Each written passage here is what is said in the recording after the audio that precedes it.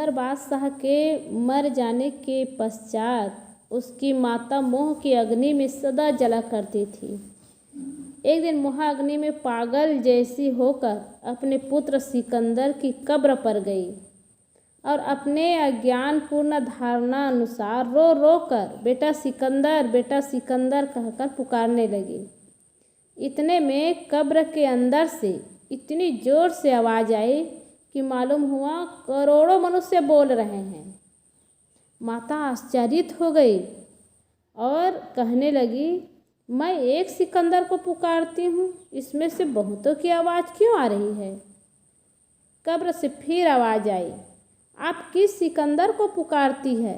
यहाँ तो बेशुमार सिकंदर मर मर कर मिट्टी में दबे पड़े हैं। माता ने कहा, मैं अपने पुत्र सिकंदर को पुकारती हूँ। उस कब्र में से फिर आवाज़ आई, ऐसा कहने से तुम्हारे सिकंदर की पहचान नहीं होगी, क्योंकि यहाँ असंख्य सिकंदर मिट्टी में मिले हैं। माता को संतोष हुआ कि जब अगणित सिकंदर मिट्टी में मिल गए, कोई इस संसार में सदा नहीं रहता, फिर एक मेरे माने हुए सिकंदर के लिए मेरा शोक करना बिल्कुल निरर्थक है। भले दृष्टांत कल्पित हो, किंतु कितना प्रेरणादायी है। कब्र से कभी आवाज़ नहीं आती, लेकिन शिक्षा मिलती है कि कब्र में हजारों सिकंदर की तरह लोग दबे हैं। हजारों माँ के पुत्र दबे हैं, हजारों पत्नी के पति दबे हैं, हजारों पति की पत्नी दबी है।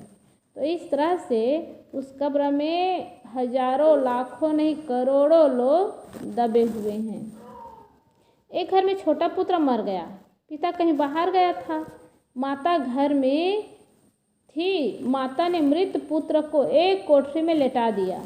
इतने में मृत पुत्र का पिता आया। स्त्री ने जलपान लाकर दिया और भोजन करने को कहा। पुरुष बोला, छोटा बच्चा कहाँ है?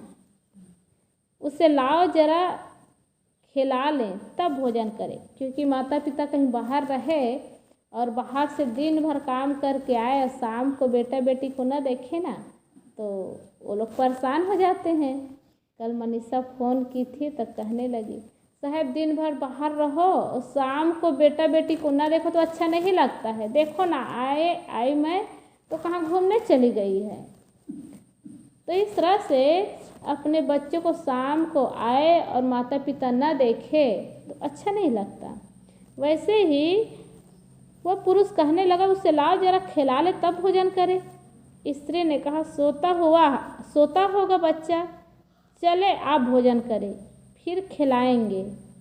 पुरुष ने भोजन कर लिया।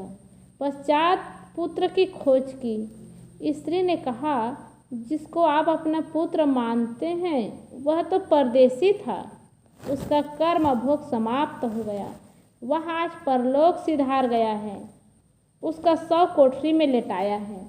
कहीं कहीं ना पिता निर्मोही होते, कहीं कहीं माता निर्मोही होती है। कहीं कहीं पिता बहुत दृढ़ता दिखाते हैं तो कहीं कहीं माताएं बहुत दृढ़ता दिखाती हैं। पुत्र का मरण और स्त्री की दृढ़ता देखकर पुरुष मोह और आश्चर्य से पूर्ण हो गया। स्त्री ने कहा, मूत्र क्रीड़ा के लिए आपका शोक करना व्यर्थ है। पुत्र क्या मूत्र का क्रीड़ा नहीं है? चिंता करना चाहिए कल्याण साधना के लिए। सारहीन पुत्र धन की चिंता से क्या लाभ, जो दुखदायी एवं क्षणभंगुर है। इस प्रकार अनेक दृष्टांतों द्वारा समझाते हुए महात्मा ने उनसे कहा, उपर्युक्त बातों का मनन निधिध्यासन कर अपने मन से शोक मोह को भली भांति भगा दो। चित्त शांति के लिए कुछ दान कर डालो, सत्संग किया करो, अवसर निकाल कर सद्ग्रंथों का भली प्रकार मनन किया करो। माया मोहवश समय नहीं मिलता, एक दिन सदा के लिए यहाँ से चल देना पड़ता है, तब पूरा समय मिलता है। इसलिए जो आपके हैं वे केवल धर्म कर्म सत्संग सद्विचार ही है। इसके अतिरिक्त साथ में कुछ जाने वाला नहीं है। सदगुरु कबीर ने कहा है, एक धर्म ही है साथी केवल विचार देखो, संसार के है नाते बिल्कुल असार देखो। एक धर्म ही जीव का साथी होता है। विचार करके देख ले, संसार के रिश्ते नाते होते सब असार होते हैं। सद्गुरु श्री अभिलाष साहिब जी ने भी एक भजन में कहा है, सभी की मौत है एक दिन, न कोई रहने आया है। जगत यह धर्मशाला है, मुसाफिर क्यों भुलाया है। न कोई पुत्र है तेरा, न दारा बंधु पति पुत्री, सभी परदेश के पंथी तू नाहक मोह जाया है। कर्म के सभी परदेश के पंथी तू नाहक मोह जाया है। कर्म के वश अनेकों तन, ये धर धर छोड़ता चेतन, न कोई साथ में जाता अकेले जग भ्रमाया है।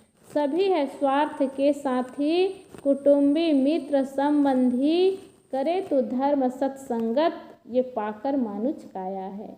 जगत है स्वप्न की रचना, न इसकी हर्ष चिंता कर, करे निज रूप का चिंतन, तजे अभिलाष माया है। इसलिए इस संसार के मोह माया से अपने को मुक्त कर ले, ये जीवन की सफलता है। क्योंकि जीवन में साथ जाने वाला धर्म कर्म सत्संग और सद्विचार है, बाकी सब यही छूट जाने वाला।